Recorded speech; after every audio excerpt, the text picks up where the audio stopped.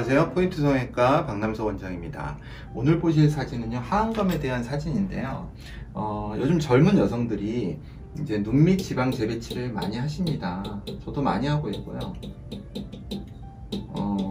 실제로 이제 다크서클이라고 많이 이야기하시죠. 눈이 있으면 이 아래에 지방이 톡 튀어나온 겁니다. 그리고 또 여긴 꺼져 있죠. 이건 유지인대란 인대가 피부와 뼈 사이에 있기 때문에 그거에 의해서 좀 들어가 있는데 젊은 사람들은 잘 나타나지 않는데요. 이렇게 이제 원래 이 다크서클도 젊은 사람들한테 잘 나타나지 않습니다. 그런데 이제 현대 사회로 오면서 상당히 노동 강도도 높아지고 또 공기가 안 좋아져서 알러지나 비염이 많아지면서 다크서클이 많이 생기고요. 또 한 가지 원인은요, 젊어서 생기는 경우에 유전적인 요인이 있습니다. 부모님 중에 한쪽이 좀 다크서클이 이렇게 사실은 지방은 튀어나옴이죠. 그 사람의 어떤 특징을 형성하는 부분입니다. 그래서 가게의 특징이죠. 그 가족의 특징인데 이렇게 나오는 유전적인 요인에 의해서 나오는 경우가 있습니다. 그래서 이러한 다크서클을 보다 이제 평평하게 하고 젊어 보이게 하기 위해서 눈밑 지방 재배치를 정말 많이 합니다. 사실 간단한 수술이라고 생각하기 쉬운데 그렇지 않습니다.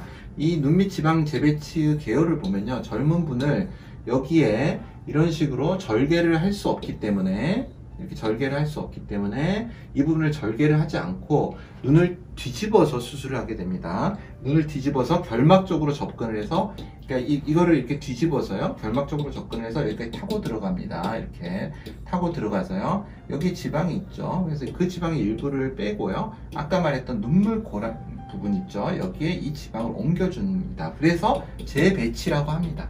지방을 이 눈물 고랑 쪽으로 옮겨준다고 해서 재배치라는 말을 쓰는데요. 실제로는 결막 경유 하안검 수술이 더 맞는 말이겠죠. 어찌됐든 간에 많이 쓰는 말은 지방 재배치라고 쓰고 있습니다.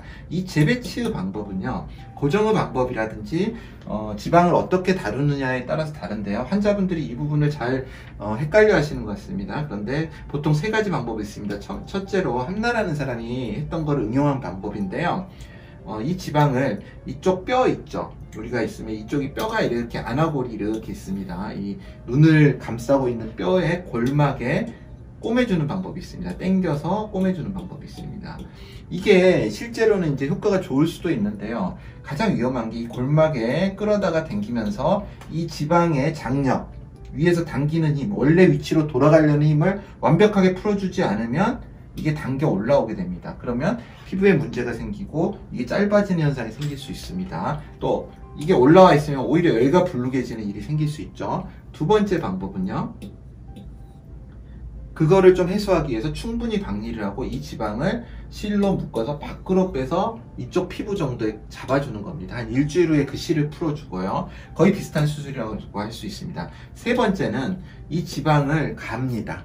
굉장히 잘게 갈아서 지방이식의 방법으로 밖에서 이렇게 주입을 해줍니다. 여기로 주사기로.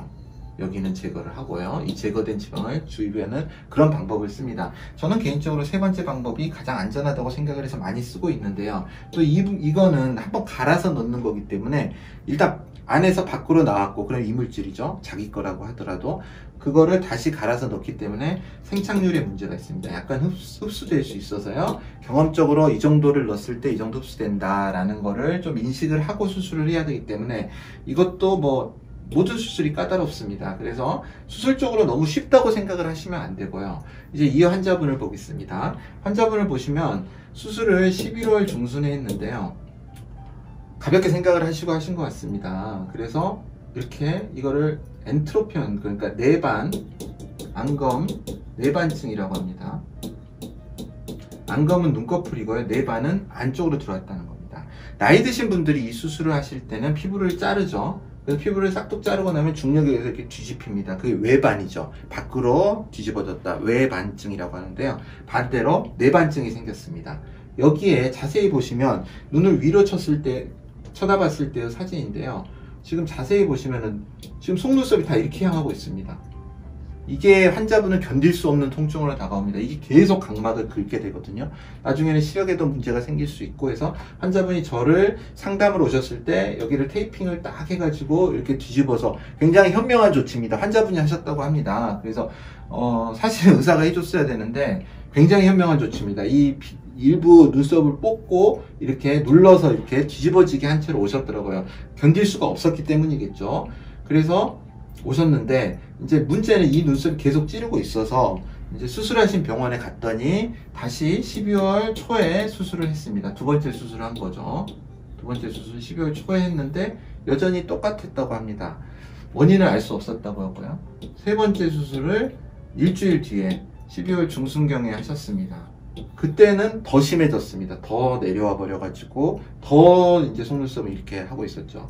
그래서 이제 제가 진찰을 봤더니 이제 우리가 위에서 봤을 때 이렇게 눈썹이 있다면 이걸 뒤집었을 때 이게 눈 쪽입니다. 눈이 안구가 있고요. 그러면 여기 이제 결막이죠. 이 부분이 결막인데 결막에 보통은 이제 우리가 윗 눈꺼풀에 여기에 건판이 있다고 하죠. 마찬가지로 아랫 눈꺼풀에도 건판이 이렇게 있습니다.